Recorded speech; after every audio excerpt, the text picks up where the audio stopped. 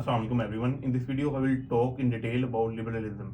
तो जो लिबरलिज्म का कॉन्सेप्ट है वो आइडियलिज्म से अराइज होता है और आइडियलिज्म कहती है कि human by nature are not selfie and the evil tendencies of conflict and war actually arises from social injustice and exploitation.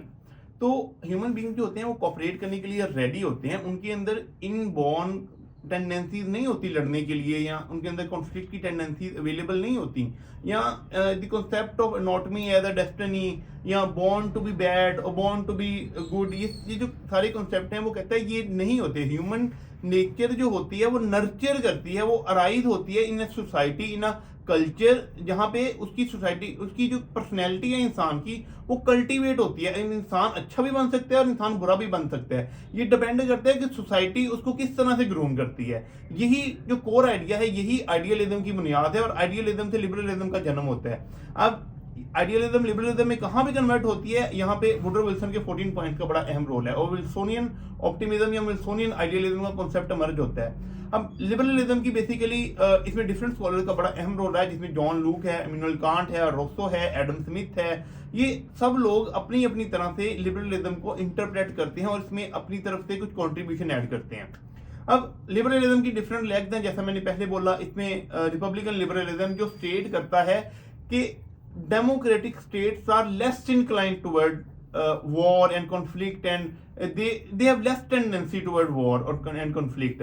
अब ये एक इनसाइड आउट अप्रोच है। इनसाइड आउट अप्रोच का मतलब ये है कि अगर एक कंट्री अपने अंदर से डेमोक्रेटिक होगा तो वो दूसरी कंट्री के साथ लड़ेगा नहीं, बल्कि वो कॉन्फ्लिक्ट और को अवॉइड करेगा और डिप्लोमेसी की तरफ वो ज्यादा इंक्लाइंड होगा। ठीक है, इसकी मिसाल हम किस तरह से दे सकते हैं कि एक कंट्री है जहां पे एक डेमोक्रेटिक सेटअप है, जहां पे डेमोक्रेटिक इंस्टीट्यूशन हैं, डेमोक्रेटिक वैल्यूज हैं, जिसमें इक्वालिटी, फ्रीडम, फ्रेटर्निटी और ये सारी की सारी वैल्यूज उस स्टेट के अंदर बहुत अच्छी तरह से ग्रो कर रही हैं। अब ये स्टेट जो है वो किसी और स्टेट के साथ वॉर किन बेसिस पे नहीं करेगी, पहले नंबर पे तो उनके बीच में शेयर्ड डेमोक्रेटिक वैल्यूज होंगी।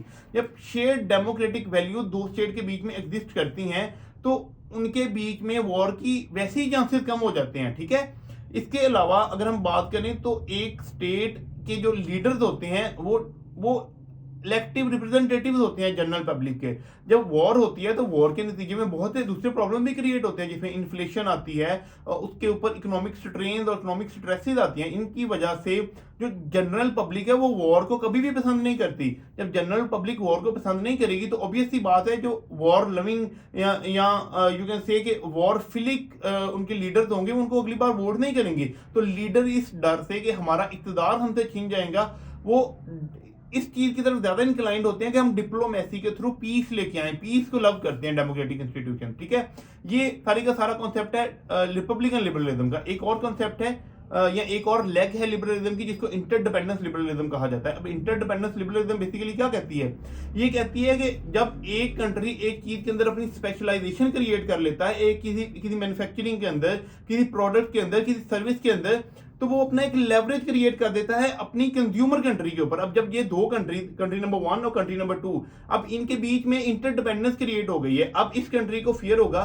कि यार अगर मैं इसके साथ लड़ता हूं तो मेरे पास जो प्रोडक्ट आ रही है, जो मुझे सर्विस मिल रही है, वो मुझे नहीं मिलेगी। और सिमिलरली दूसरी कंट्री कहती है कि जो मैं फॉरेन एक्सचेंज अर्न कर रहा हूं कंट्री नंबर बी से, मुझे वो वापस नहीं मिलेगा क्योंकि हमारी जंग हो जाएगी, तो हमारी ट्रेड आपस में बंद हो जाएगी। तो यहां से इंटरडिपेंडेंस लिबरलिज्म का कॉन्सेप्ट इमर्ज होता है। अब इंटरडिपेंडेंस लिबरलिज्म दो तरह से कॉन्फ्लिक्ट को या वॉर को अवॉइड करता है। एक नंबर 1 तरीका ये है कि इंटरडिपेंडेंट लिबरलिज्म कहता है कि जब आपके बीच में ट्रेड और इस तरह की कमर्शियल वैल्यूज शेयर होती हैं तो आपके लोग एक दूसरे के करीब आ जाते हैं, आपकी वैल्यूज एक दूसरे के साथ ओवरलैप करना शुरू हो जाती हैं।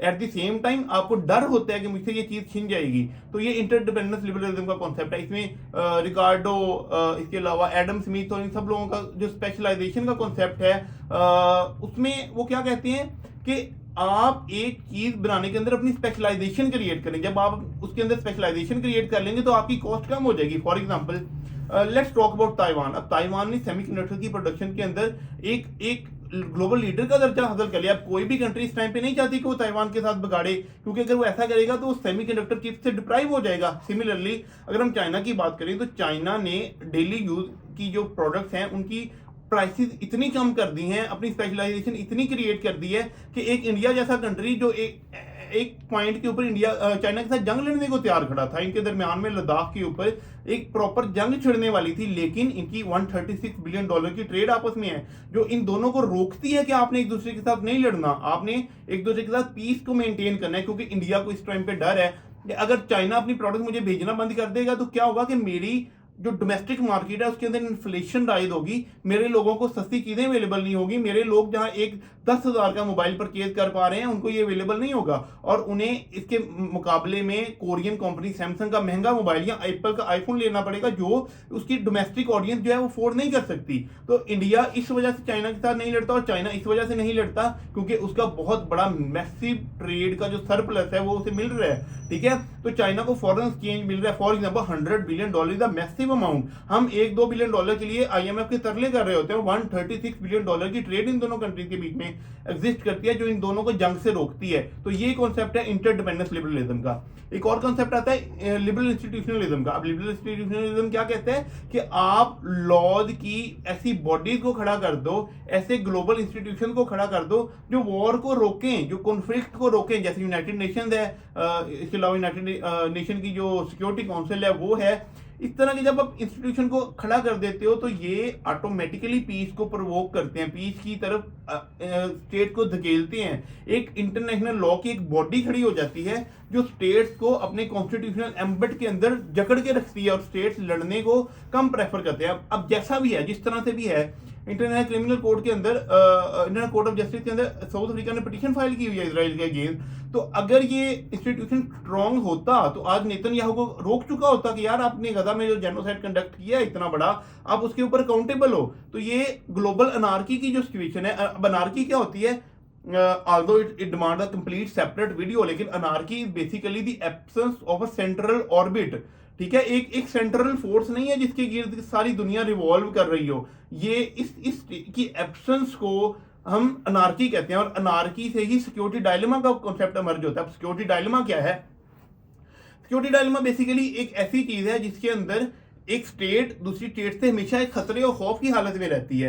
अब पाकिस्तान को हर टाइम पे खतरा है कि इंडिया उसको सबजुगेट कर लेगा, और सिमिलरली इंडिया को डर है क्योंकि पाकिस्तान इंडिया को नुकसान पहुंचा सकता है, उसके अंदर इंसर्जेंसी को क्रिएट कर सकता है। अब क्योंकि स्टेट्स की जो सारी पॉलिसीज हैं वो ओपन नहीं होती, तो स्टेट ए को स्टेट बी से खतरा है। अब जो स्टेट ए को बी से खतरा है तो स्टेट ए अपने आप को स्ट्रॉन्ग करेगी। अब स्टेट बी को लगेगा कि यार उसने S-400 मिसाइल डिफेंस सिस्टम खरीद लिया इंडिया ने रशिया से, तो पाकिस्तान क्या करेगा? पाकिस्तान विल कि मुझे भी J-20 फाइटर जेट या J-10 फाइटर जेट मिल जाए चाइना से।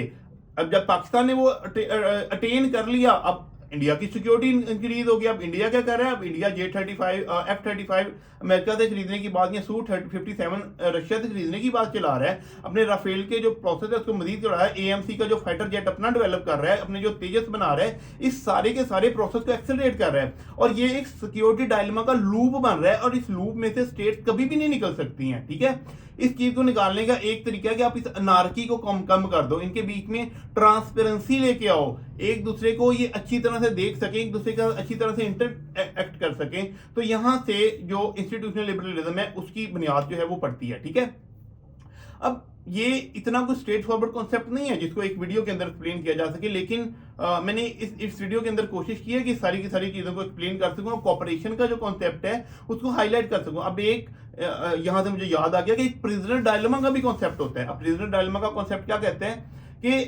एक जेल है, आपके पास दो कैदी आए हैं, ठीक है, दो प्रिजनर्स आए हैं। अब दो प्रिजनर्स को आपने दो अलग अलग रूम के अंदर बंद कर दिया, ठीक है।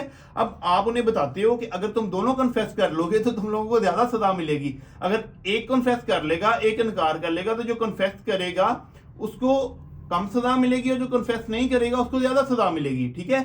लेकिन अगर दोनों कन्फेस नहीं करेंगे तो क्या होगा कि एविडेंस तो अवेलेबल नहीं होगा, तो दोनों को कम सजा मिलेगी। अब दोनों को इस चीज का पता नहीं होता, तो दोनों इस डर से कि यार मैं कन्फेस कर लूं, दूसरा कन्फेस नहीं करेगा तो मुझे कम सजा मिलेगी, तो वो भाग के कन्फेस कर लेता है, ठीक है। लेकिन जब आप इनको दूसरी बार जेल में डाल लेते हो तो अब इन्हें पता होता है कि मेरे साथ ये गेम खेली जाएगी, ठीक है। तो ये एक दूसरे के साथ कोऑपरेट करते हैं और दोनों कन्फेस नहीं करते और इवेंचुअली दोनों को कम सजा मिलती है। ये प्रिजनर डायलेमा का कॉन्सेप्ट है। अब इसको इंटरनेशनल पॉलिटिक्स के अंदर लेके चलते हैं, ठीक है। अब दो कंट्री थे, पाकिस्तान और इंडिया, इन लोगों ने जंग लड़ी 1965 की, कारगिल की वार लड़ी, 1971 की वार लड़ी। तो इस पॉइंट पे आके इन दोनों को आइडियली ये करना ही है, लेकिन आइडियली इन लोगों को अंडरस्टैंड कर लेना चाहिए कि वॉर ना मेरे इंटरेस्ट में है ना मेरे दुश्मन के इंटरेस्ट में है। तो ये दोनों अब क्योंकि मल्टीपल टाइम इंटरेक्ट कर चुके हैं वॉर की फॉर्म में, तो इन लोगों को आइडिया होना चाहिए कि यार ये वॉर जो है ये मेरे लिए भी नुकसानदेह है, मेरे दुश्मन के लिए भी नुकसानदेह है। तो हमें अब बेसिकली पीस को डेवलप करना है, हमने पीस को प्रवेल करना है, ठीक है। तो ये प्रिजनर डायलेमा का कॉन्सेप्ट है, और यहीं से कॉपरेशन की जो दोनों कंट्रीज के बीच में जो बुनियाद है वो डलती है, ठीक है। तो कॉपरेशन दोनों के बीच में प्रवेल करता है, कॉपरेशन ही आइडियलिज्म की बात करता है, ठीक है।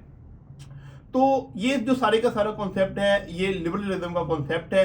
अब न्यू लिबरलिज्म क्या होता है ये आप मेरी अगली वीडियो में देखेंगे कि न्यू लिबरलिज्म से कैसे डिफरेंट है, और इन दोनों में पॉइंट ऑफ डाइवर्जेंस कहाँ पे है, इनमें कन्वर्जेंस कहाँ पे है। और इवेंचुअली जब हम लिबरलिज्म को अच्छी तरह से कवर कर लेंगे then we will move forward toward realism and new realism, और फिर हम post modernism, post positivism, constructivism, structuralism और फेमिनिज्म, मार्क्सिज्म, कैपिटलिज्म की बात करेंगे। हम सारे के सारे कॉन्सेप्ट को वन बाय वन लेके चलेंगे। आई होप तो कि ये वीडियो आपके लिए फायदेमंद होगी। अब आपने करना क्या है, आपने सिंपल इस वीडियो के ऊपर नहीं बैठ जाना, आपने एंड्रयू हेवर्ड की बुक है वर्ल्ड पॉलिटिक्स, आप उसको रीड करें। आप यूट्यूब के ऊपर और वीडियोस भी देख सकते हैं, आप जो रिसर्च पेपर्स पढ़ें, आप लिबरलिज्म की जो बुनियाद है उसको अंडरस्टैंड करने की कोशिश करें, ठीक है। और अब देखें कि यार जो करंट पॉलिटिक्स चल रही है दुनिया के अंदर, उसके अंदर लिबरलिज्म किस तरह से अपना रोल प्ले कर रही है। क्या कोई लिबरलिज्म ट्रू फॉर्म में कहीं पे प्रवेल कर रहा है? क्या ये डोमेस्टिक पॉलिटिक्स और इंटरनेशनल पॉलिटिक्स के अंदर क्या स्टेट्स के जो नैरेटिव है वो सेम है? क्या अमेरिका अपनी डोमेस्टिक पॉलिटिक्स को जिस तरह से डील करता है लिबरलिज्म की फॉर्म में, क्या वो इंटरनेशनल पॉलिटिक्स के अंदर भी लिबरलिज्म को लेके चल रहा है या नहीं चल रहा? क्या जो प्रोपोनेंट्स थे, जो प्रोपराइटर्स थे लिबरलिज्म की थ्योरी के, वुडरो विल्सन जैसे अमेरिका का प्रेसिडेंट था 1920s के अंदर, तो क्या आज वो लोग अपने लिबरलिज्म को बैक कर रहे हैं, या क्या वो अपनी रियलिस्ट पॉलिसीज की वजह से, या यू कैन से कि वो अपनी मर्केंटलिस्ट पॉलिसीज की वजह से क्या लिबरलिज्म से दूर नहीं चले गए? क्या आपको ट्रंप की पॉलिसीज के अंदर कहीं पे लिबरलिज्म नजर आता है? क्या वो किसी के साथ कोऑपरेट करने को तैयार है? क्या वो फ्री ट्रेड के कॉन्सेप्ट को लेके चल रहे हैं? क्या वो लेजिस फेयर मॉडल के लेके चल रहे हैं? क्या वो डिप्लोमेसी की बात करते हैं या क्वेश्चन की बात करता है? क्या वो पीस को लेके चलना चाहता है या कॉन्फ्लिक्ट को लेके चलना चाहता है? तो आप अपनी जो ग्लोबल पॉलिटिक्स इस टाइम पे चल रही है, जो जिस तरह से इजराइल लेके चल रहा है चीजों को, जिस तरह से चाइना लेके चल रहा है, जिस तरह से रशिया लेके चल रहा है, तो आप एक एक कंट्री के जो सारी की सारी उसकी पॉलिसीज हैं उसको गेज करें इन लिबरलिज्म की तीन लेग के ऊपर, इंस्टीट्यूशनल लिबरलिज्म, रिपब्लिकन लिबरलिज्म और अपना इंटरडिपेंडेंस लिबरलिज्म। अब इन चीजों की बेसिस के ऊपर अब पूरी दुनिया की पॉलिटिक्स को अंडरस्टैंड करने की कोशिश करें। पाकिस्तान के बारे में देखें यार, क्या पाकिस्तान की लिबरलिस्ट पॉलिसीज हैं या हमारी रियलिस्ट पॉलिसीज हैं, या क्या न्यू लिबरलिज्म हमें किस तरह से नुकसान पहुंचा रहा है, या हमें जो ग्लोबल एनार्की है वो हमें किस तरह से पुश कर रही है। जब आप मेरी थ्योरी के ऊपर सारी वीडियो देख लेंगे तो उसके बाद आप इन चीजों को ज्यादा बेहतर तरह से आपस में लिंक करने के काबिल हो जाएंगे। आप बेहतर अंडरस्टैंड कर सकेंगे रियलिज्म क्या है, लिबरलिज्म क्या है, न्यू रियलिज्म क्या है, न्यू लिबरलिज्म क्या है, और क्या क्या ये इस आज की जो ग्लोबल पॉलिटिक्स है क्या ये इसको बेहतर तरह से डिफाइन कर पा रहे हैं या नहीं कर पा रहे, ठीक है।